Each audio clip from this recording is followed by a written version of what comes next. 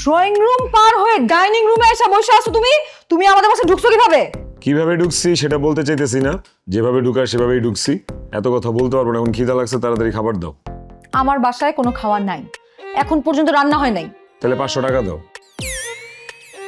তোমার কথাবার্তা শুনে লুবনা ম্যাডাম আমার টাকা ছাড়াই বিদায় করে দিছে। দাও 500 টাকা দাও।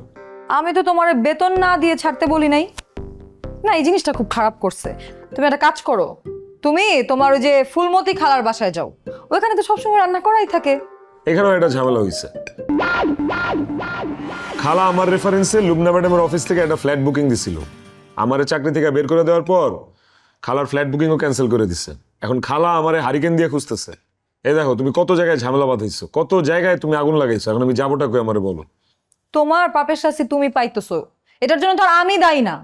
আম্মা আসার আগে তুমি এখান থেকে পলায়ন করো, নাইলে কিন্তু তোমার কপালে দুঃখ আছে। খালা আমারে কিছুই বলবো না। এতদিন তুমি যা যা ঘাপলা করছো এগুলোর বিচার আচার করতে করতে খালার সাথে আমার একটা খুব সুন্দর সম্পর্ক দাঁড়ায় গেছে।